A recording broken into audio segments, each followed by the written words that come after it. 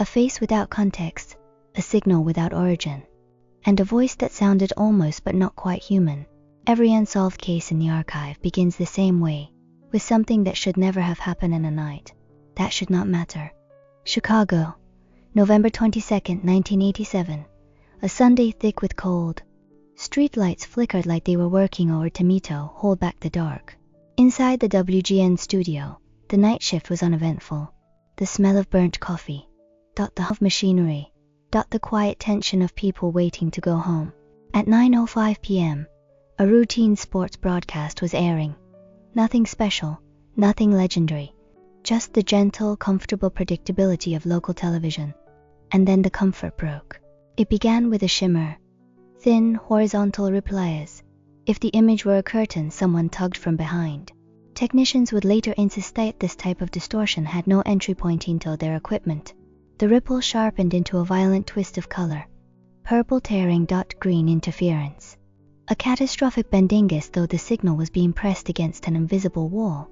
The studio anchor kept talking, but his words were warped, flattened into a stretched metallic echo, as if his voice were passing through a dying speaker buried underground. 3 seconds of collapse, enough to make every engineer pause, every viewer lean forward. And then the broadcast wasn't theirs anymore. 9:06 p.m. First signal acquisition. The screen flickered into darkness. Not black. A suffocating absence, as if even the pixels were holding their breath. Then came the image. A figure, head only, wearing a large rubber mask. The face was glossy and unnatural, like someone molded a smile out of melting plastic and forgot how real expressions work. But the eyes were voids, holes without reflection, large enough that they swallowed the camera's light instead of bouncing it back. Behind the figure was the infamous metal backdrop. A corrugated panel shaking slightly as if air were rushing past, eyed in some abandoned industrial space. The camera was handheld, shaky, amateur. But the signal strength was not . It was overpowering a professional broadcast tower with ease. The figure tilted its head with an offbeat, puppet-like rhythm. Then the voice emerged, robotic. They disconnected the transmitter uplink, the equivalent of pulling life support. The intrusion continued, flattened out a parody of human cadence. If you can see me, I'm already inside. Some viewers interpreted it as a threat, others as a malfunction.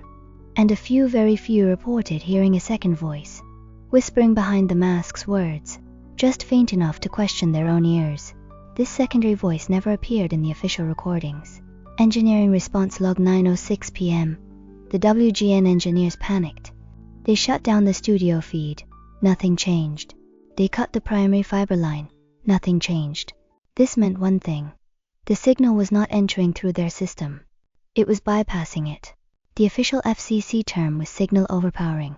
The unofficial term found scribbled in an engineer's personal notes was far more unsettling. Something bigger was talking. The figure on screen twitched again, breathing in shallow jolts, as though studying each viewer individually. Then it spoke once more. They can't stop me from talking. They don't even know where to look. The voice dipped at the end, like a machine running out of power, losing interest. The picture cut out. The broadcast resumed normally. The anchor never knew he vanished. Emergency lines were flooded.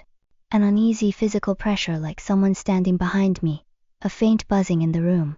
A sense that the figure's movements were delayed by a fraction of a second, as if the broadcast was ahead of time and reality was catching up. These reactions were not included in the FCC report, but they appear in personal statements, never meant for public release. 11:15 p.m. The second intrusion, the intruder, returned 2 hours later, during a Doctor Who rerun, on WTTW. This time the distortion was slower, more controlled. As if the intruder had learned from the first attempt. The same mask filled the frame, but now the camera was positioned closer. Much closer. Close enough to see scratches on the rubber. Close enough to catch the glint of something damp at the corner of the mask's carved smile. A figure off-screen waved a piece of cardboard. Some interpret it as a cue card. Others believe it was a signal, silent instruction. The masked head jerked forward, nearly striking the camera. And then the voice, I know what you're afraid of. Not threatening, not taunting, simply true. The second intrusion lasted 90 seconds. Long enough for dozens to see it live. Too short for authorities to react. and then it vanished. They found no hijacking device, no transmitter Sorsina rogue, technicien so traceable signature, no repeating signal pattern. Experts proposed theories: a high-powered microwave transmitter, a mobile illegal broadcast van, a satellite dish with modified boosters, a military prototype. But all of these required more precision, power, and coordination than any civilian could access in 1987. One investigator wrote privately, "It's not the intrusion that bothers me, it's the silence afterward. No group claimed responsibility, no one attempted a copycat, no suspicious equipment was found. It happened, then it never happened again."